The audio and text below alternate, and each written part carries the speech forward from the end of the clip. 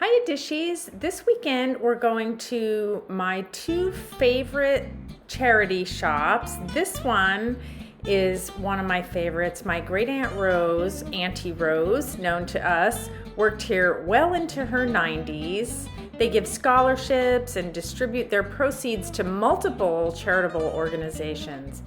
It's a small store, but it's not full of junk and clutter. Things are nicely displayed, it's clean, and they have decent prices. One of my favorite things about this store is they frequently change their merchandise. So, though I might see a few items linger from time to time, I see lots of new things as well. This is not true for a couple of the other charity shops which I still like to go to, such as St. Vincent de Paul and the school charity where we went last week. So let's see what they have here today. They always have some pretty glass displayed in the window, and I thought you would like to see it.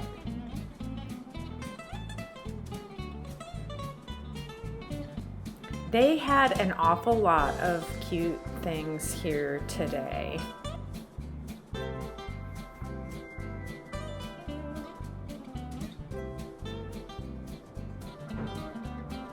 These are those little metal drink trays. They often came with little coasters. They're $2 each, and they're calling them tin collector plates. This one here, this Connecticut one, it just seemed older than the other ones. I had never seen one quite like that. It was really cute. I thought these were otagiri mugs and the colors just popped out to me, but they weren't. There's some kind of, I was trying to find one I could read well. There's some kind of German or Austrian name on the bottom. You tell me what that is. It's not otagiri. They were $2 each.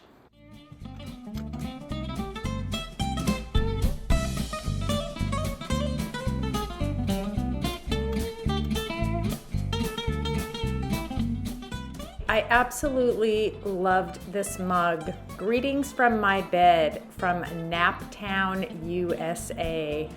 I love that. It was $1. Okay, if I didn't already have 2 sets of silver-plated flatware, I would have bought this. See, they did all the research for us. There's the name of the pattern and who made it, and I think it said 1956, and it was $40 for the whole set. I'm still thinking about this set. I really, really like it. I like the simplicity of it. Look at the faces on these two figurines. I spent quite a long time looking at them. I'm going to tell you right off that I did not buy them.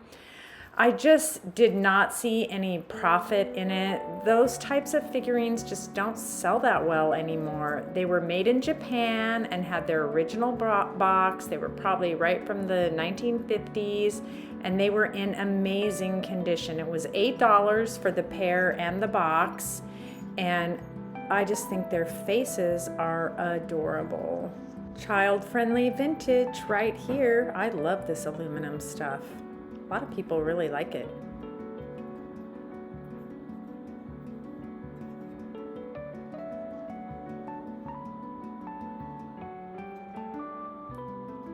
This was right up my alley. This is a jadeite colored plastic shaker. Unfortunately, it was missing its mate.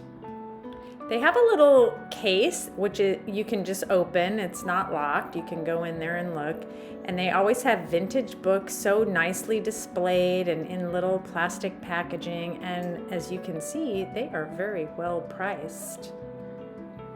This was a reader, and I think it was from the 1940s.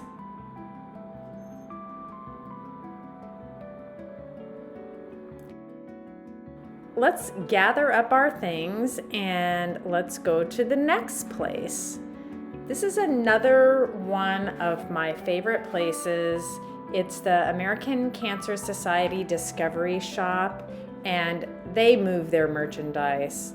They didn't have too much in the way of Valentine's. None of the thrift stores really did, and as you well know, there's just not so much stuff available. Clear glass, lots of it. I still want to look at it, don't you?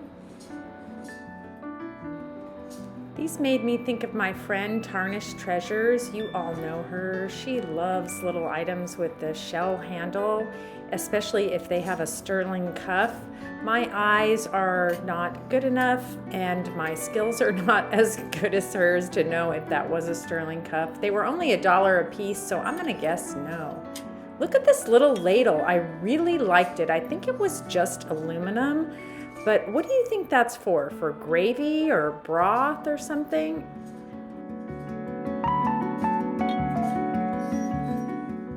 Okay, see this plate down here? This is a real oyster plate. The one I showed in my clear glass, I'm thinking it was a devil's egg plate.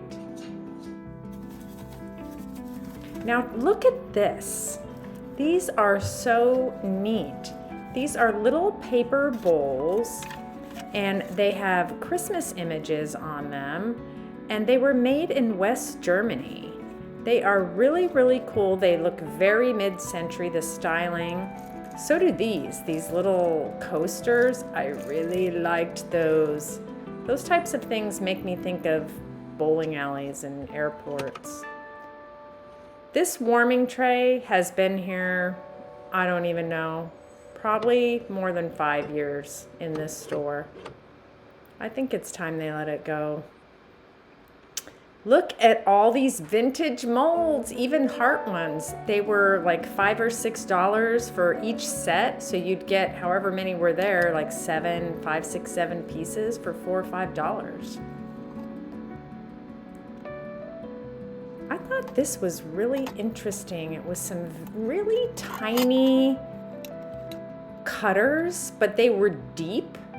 I don't really know what they were for. Look at this little chicken. I guess for making little canapes or hors d'oeuvres, appetizers, that type of thing. I think this was from the 70s. What do you think? It was 50% off of $1.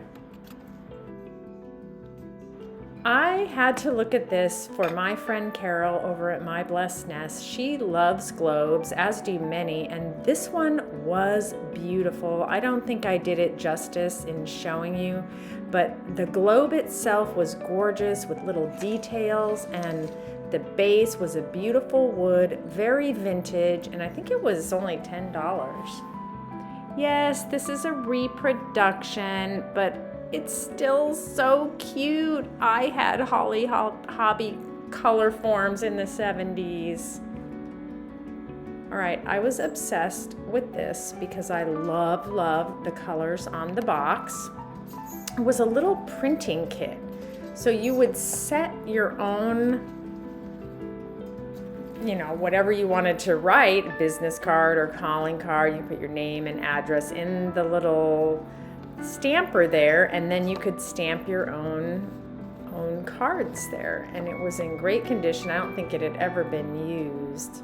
Now, what do you think this thing is? This thing was about 6 feet long and about 4 inches across, with these old brass fittings on the end of it, and this gorgeous old worn velvet on the back. Oh my gosh, it was stunning. It was $12. It had these wonderful floral images on it. Just did not know what it could be, but I really thought it was gorgeous. Well, we're gonna have to go back to my house now, and I will show you the things I bought. Get your cuppa ready and meet me back at my house.